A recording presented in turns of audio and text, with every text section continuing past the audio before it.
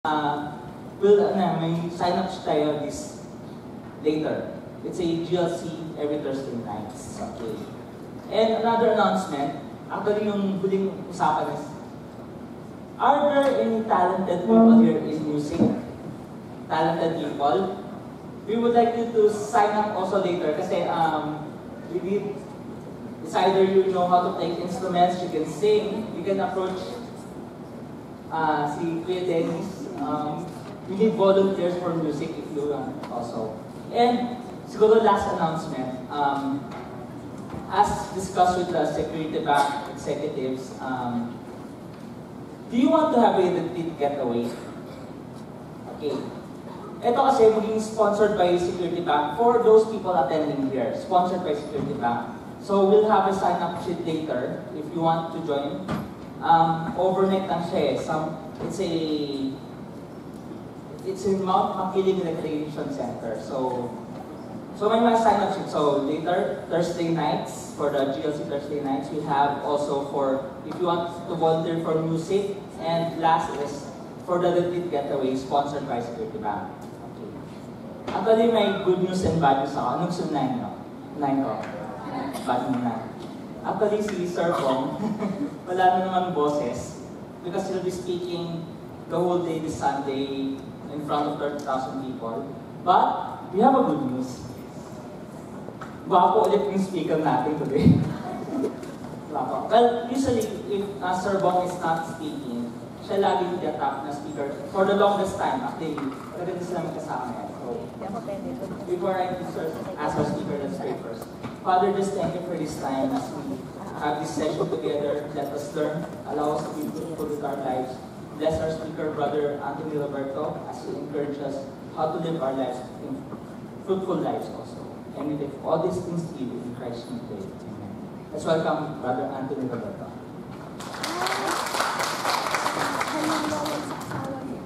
Hello. Magandang tanghali ho. Okay ba? Ako ngayon, bad news, wala sasalita. Well, so totoo lang ay kahapon kasi tumawag si Brother Bong. At sabi nga nito, may matagal ko na kasama si Brother Bong. More than 15 years kami magkasama. Minsan isa ako sa mga nakakausap niya para magsalita. So dito nga kahapon, tinawagan niya ako ng hapon at masama daw yung pakiramdam niya. Hindi na talaga kayang pupunta rito para kasi kahapon pa masama siya talaga. So, masama pakiramdam niya, yung iba sa inyo parang sumama na yung pakiramdam ano.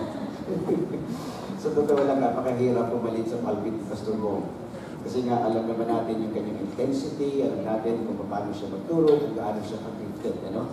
So yun, sana pagtsagaan niyo ko. No? Okay, so well, ano naman, siguro naman may dahilan sa lahat ng bagay, no? At mayroong layunin. Okay, so siguro nais ko lamang i-share sa inyo, papag-usapan natin ay right perspective, key to right living. Right perspective, key to right living. So napakahalaga daw ng tamang pananaw. Napakahalaga daw na magkaroon tayo ng tamang perspective sa ating buhay. Kasi pag mali ang ating pananaw, pag mali ang ating perspective sa bawat araw ng ating buhay, apektado yung ating pamumuhay o yung ating kinabukasan. Naniniwala ka kayo? Sa bawat araw na lang, sa mga ginagawa natin, pansin kapag ang isang tao, sobrang negatibo ang mga naiisip niya, sobrang negatibo ang kanyang mga nakikita, napakahirap gumalaw ng maayos. Napakahirap magtagumpay. Example na lang sa bahay. Minsan doon sa isang kwarto kasi namin, parang naging ano siya, parang naging lalagyanan siya ng mga gamit. So parang naging ano siya, tawag doon, parang bodega. So pag tinitignan ko, lilinisin ko siya, parang napakahirap. Kasi nga ang dami-daming gamit, ang dami-daming bubuhatin. So doon pa lang, pag inisip mo ng mahirap at napakaraming gamit, tatamarin ka ng magtrabaho. Ngayon, pag inisip mo, nagdahan-dahan, malilinis din ito, kahit sabihin na natin, umabot ng 3 araw, basta dahan-dahan, isa-isa mo bubuhatin, maaayos din ito. Tama ba? Pag tinignan mo siya na mahirap talaga. Parang naalala niyo ba yung kwento ni Pastor Bong sa Germany, may isang pag-aaral, na ang mga lalaki daw, na kumakalig sa kanyang asawa bago umalis ng bahay, mas matagal ang buhay nila kaysa sa mga lalaki na hindi kumakalig sa asawa. Isang pag-aaral sa Germany, at may siya ng dito ni Brother Bong, yung mga lalaking namahalik sa asawa bago umalis ng bahay, mas tumatagal daw yung buhay. O mga lalaki, sabi nito ng asawa, sabi mo, iba, 3 halik na gagawin ko, araw-araw. No? O mga babae, sino may asawa rito? O di, naisip niyo ngayon, ganun pala yun, sabi ni Brother Bo, pagka pala ang lalaki humahalik sa asawa, bago umalis ng bahay, tatagal ang buhay. Simula bukas, din ako magpapahalik. Ito, may masama intention na napaganda. Pero sa totoo lang, bakit kaya ganun? Kasi yung mga lalaki na humahalik bago umalis ng bahay, doon pa lang sa simula ng araw, positibo na. Diba? Pag umalik siya sa kanyang asawa, ibig sabihin nun maganda yung kanilang relasyon sa pag-alis niya ng bahay, meron na siyang positibo na agad na pakiramdam. So napakahalaga ng right perspective, yung tamang perspective. Now, ngayon, ang verse siguro na gusto ko i-share sa inyo, sabi sa Philippians chapter 4 verse 8, sabi rito, okay, finally, my brethren, whatever is true, whatever is honorable, whatever is right, whatever is pure, whatever is lovely, whatever is of good repute, if there is any excellence, and if anything worthy of praise, dwell on these things. So napansin nyo, saan daw natin dapat ituon ng ating isip? Sabi dyan, sa mga bagay na totoo, sa mga bagay na marangal, sa mga bagay na tama, sa mga bagay na malinis, sa mga bagay na kaibig-ibig. So, ibig lang sabihin dyan, kung meron daw dapat pagtutuunan tayo ng ating isip, yung mga bagay na positibo. Dalawang klase lang na meron tao sa mundo. Alam niyo, ano? Ang pessimist at saka yung optimist. Ang pessimist, ito yung tao na lagi na lang nakikita negatibo. Wala siyang nakikitang positibo. Puro negative lagi nakikita niya. Ang optimist, ito yung taong nakakakita lagi ng positibo. Kumbaga, yung pessimist, ito yung tao na maliwanag naman, kaya lang laging dilim pa rin ang nakikita. Yung pag may liwanag, pero dilim ang nakikita niya. Yung optimist, ito yung tao na kahit madilim, meron siyang nakikitang liwanag. Meron siyang nakikitang pag-asa. So tayo ang pipili. Ano tayo sa dalawang yun? Pessimist na tayo o optimist na tayo. At dito sa Bible, sinabihan na tayo kung saan dapat tumuon ang ating isip. Yan, mga bagay na marangal, mga bagay na mabuti, mga bagay na kaibig-ibig. Ibig sabihin yung mga bagay na positibo. Kaya sabi nga ng iba, pag-isip mo pa lang sa umaga, mas maganda, kung meron ka man titingnan, mas maganda nga kung magbasa tayo ng Bible. Mas maganda kung magbasa tayo ng mga stories na makapagbibigay sa atin ng inspiration. Kasi pag gising mo sa umaga, makikinig ka agad ng mga balita. Eh, ang mga balita, minsan ang sasama, di ba? Binatay, rape, tapos kung ano-ano. So, sa simula pa lang ng umaga, ang bakit na natatanggap mo. So, mas maganda, kung pag-gising mo pa lang ng umaga, maganda na agad yung mga binasa mo, yung meditate mo. So, para paglabas mo, baon-baon mo yun. Okay? Sabi ng isang quotation, you cannot hang out with negative people and expect to live a positive life. Tama, ano? Hindi po pwedeng kasama mo yung mga taong negatibo tapos magre-resulta yan sa iyo ng isang buhay na positibo. Parang mahirap, no?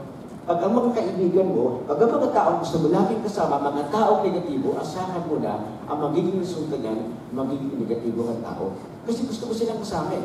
Kung anong kanilang iniisip, kung anong kanilang ginagawa, kung anong kanilang perspective sa buhay, nagiging perspective mo din yun. Kung gusto mo sila. Kaya mag-ingat din tayo sa mga tao lagi natin kasama. Kasi may sinabi sa Bible na kung sino lagi natin kasama, yun tayo nagiging. Siguro gusto ko lang mag-share sa inyo, no? Isang story, itong story na ito, gagamitin natin para dito tayo kumuha ng outline. At dito sa story na ito, pwedeng isa tayo sa tatlong ito. May tatlong lalaki na nagtatrabaho. At ang kanilang trabaho, lahat sila ay yun, tagahalo ng semento.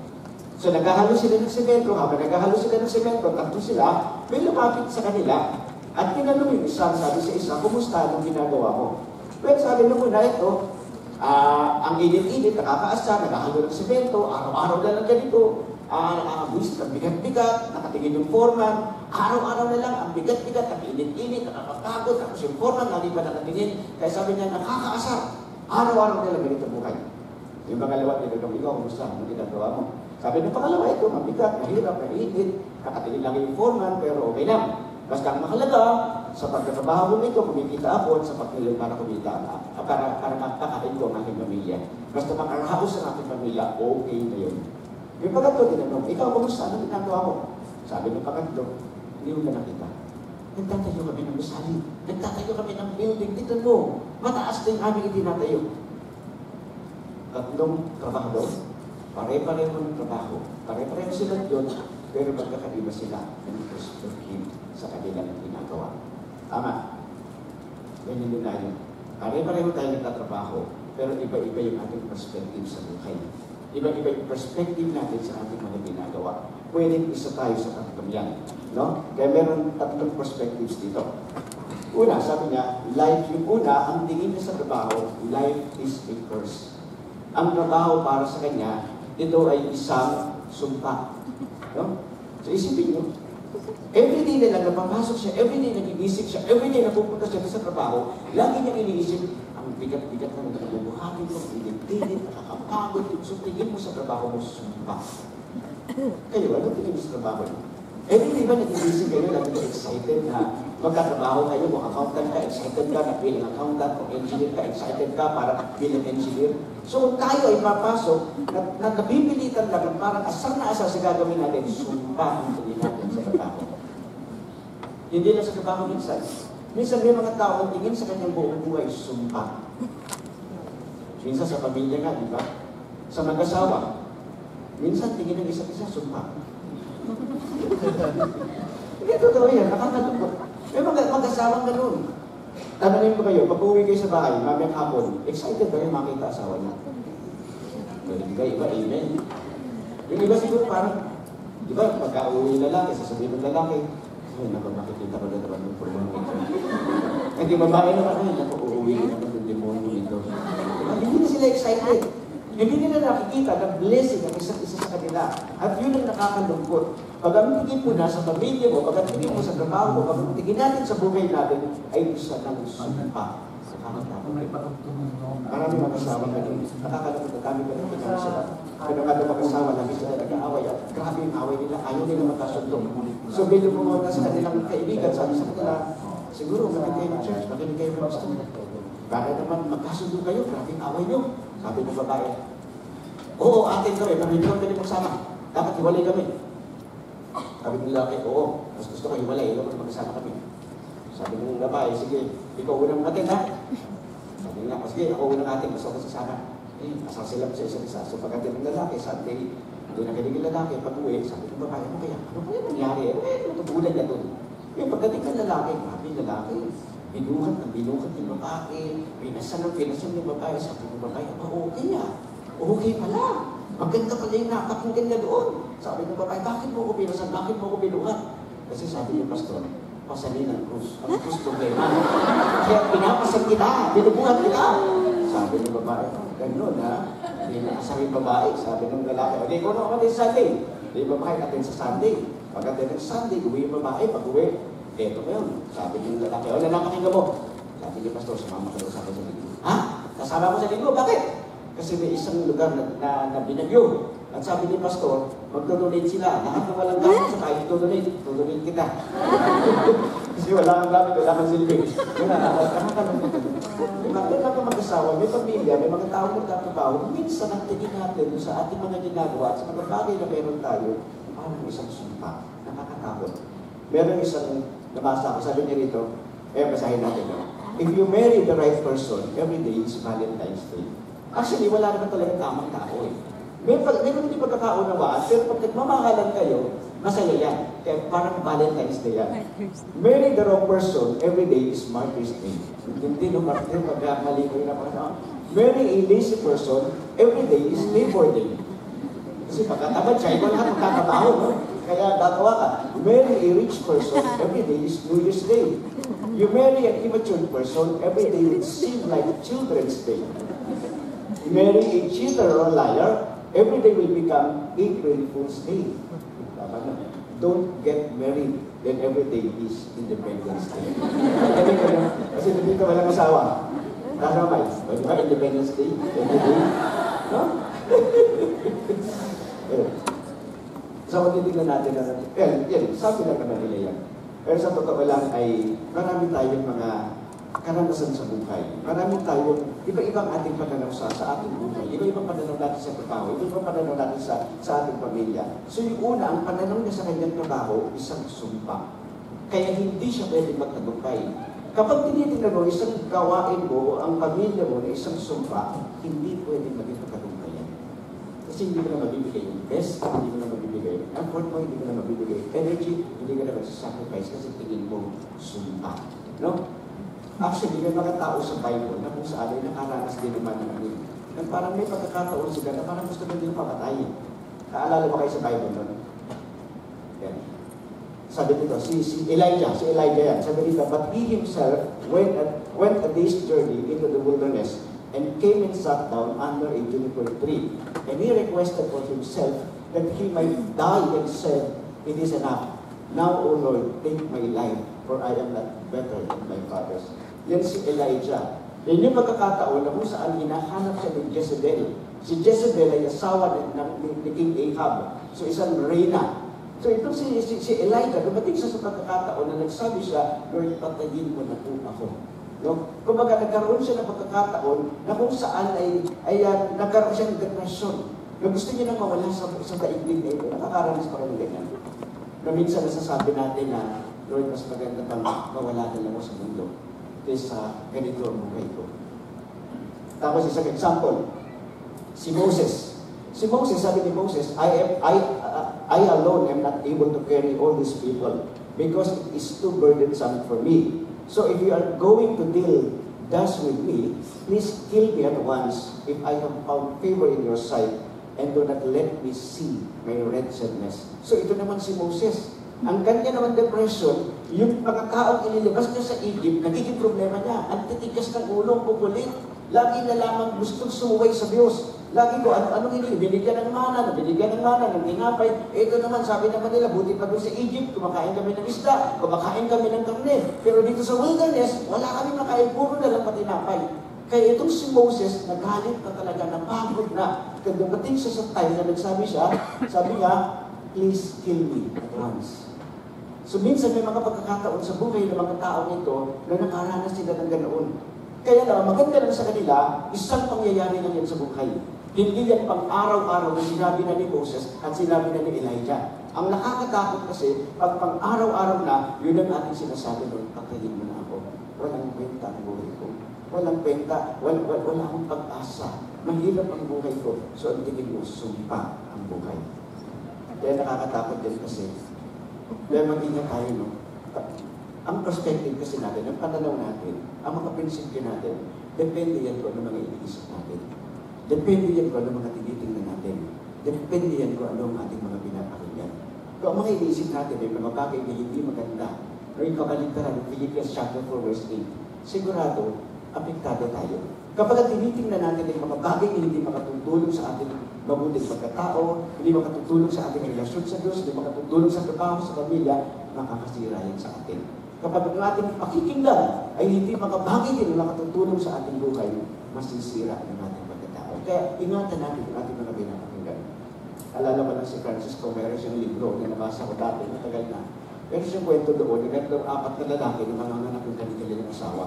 At naroon sila sa ospital, nakaupo silang 4. Tapos, habang nakaupo sila, lumabas na isang nurse. Sabi ng nurse sa una, sa nanganak ng asawa niya, ang anak ko isa. Isa? Opo, isa. Isa? Ako eksakto ha?